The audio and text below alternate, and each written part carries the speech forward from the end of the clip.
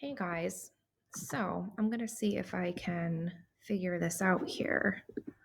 I want to record my voice Hi everyone, over this this is Mrs. chick, Makel, and today we're going to talk about but characterization. I'm not Now that we're pretty far doing into it our right. books, it's time to take a closer look. So our first topic is going to be characterization. I want you to take notes today on your Cornell notes. So I'm going to encourage you to stop. Okay, so I think I got it. I don't want her to talk. I want me to talk, but I tried to record it for 8 minutes and then it cut me off. So I'm going to see if this is going to work. We're doing characterization today, okay? Characterization is the process by which the author reveals personality of the character. So we have physical, we have personality traits, okay? So as we are developing our characters when we are writing, we want to make sure that we're including development in both physical and personality traits, okay? You're going to come across these multiple choice questions as we go through. So I want you to actually answer these questions. All right. So when you click on the video, it's going to be her voice, but you can just go through and do the multiple choice questions and all of the questions instead of listening, since I'm explaining the video to you. Okay. So for now, I'm going to skip the questions because I want you to actually answer them. Okay. So we are going to be talking about characterization in terms of direct or indirect. So there are two types of characterization: one that you are directly told by the author, and one that you have to interpret or infer based on what is going on.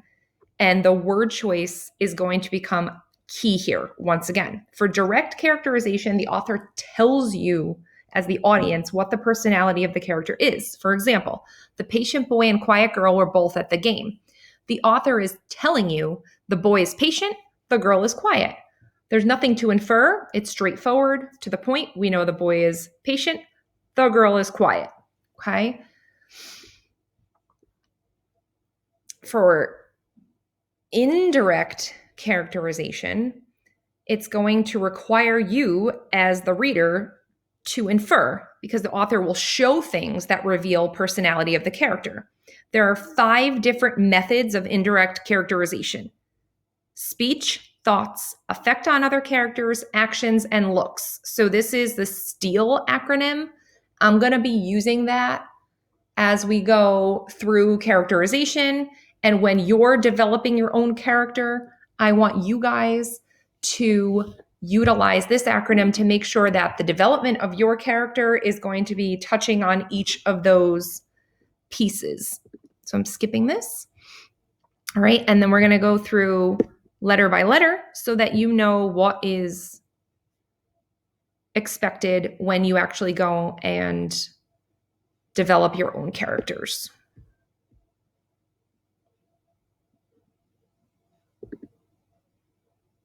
So speech is the first one.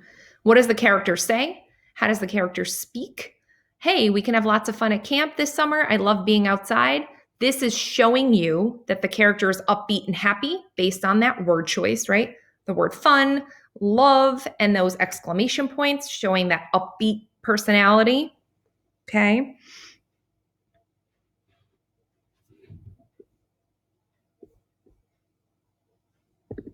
We're going to move to thoughts. What is revealed through the character's thoughts and feelings? I wish it would stop raining. I'm tired of sitting inside. This is showing us the character is not happy about the situation.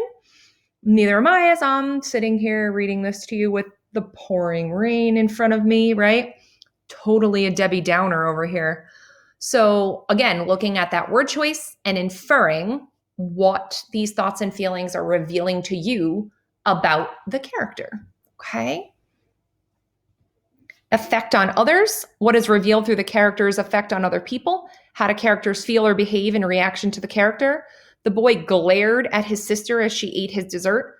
This is showing us the character is upset about his sister's behavior and inability to think of others. So again, that word glared, right? we know that the word glare is a negative connotation. So in reaction to his sister, again, so that interaction and reaction between characters. Actions. What is the character doing? How is the character behaving? The girl rode the lawnmower through the house and into the garage. Clearly, this is showing us the girl is not concerned with any rules or safety.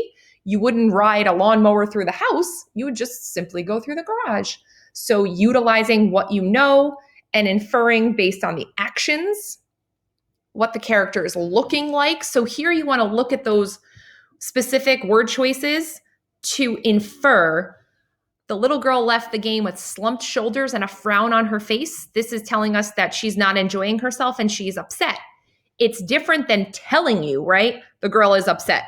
They are giving you descriptions to help you infer how that character is feeling.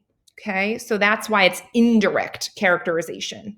Okay, I'm going to skip this because I want you to do that in the other video. I'm going to ask that you guys read this excerpt. Okay, it's from The Lightning Thief. And we have one word circled here.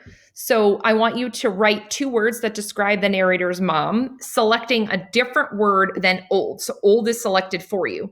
Okay, so what are 2 words that describe the mom in the passage? So 2 extra words when you're submitting this question. Okay,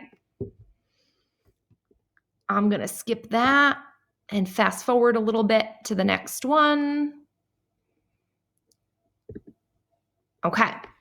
I want you to remember the difference between direct and indirect. We're telling versus showing, right? So indirect characterizations are clues about the characters, whereas direct characterization, there's no mystery. It tells you direct, right? So looking at this example, Scotty didn't like the looks of the carrot pudding, but he hated to hurt his mother's feelings and resolved to choke it down. Indirect or direct?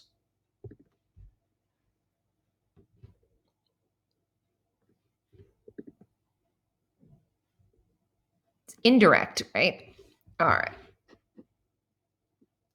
So I think I'm going to skip these are examples, but they're going to give you the answer and I don't want you to see the answer.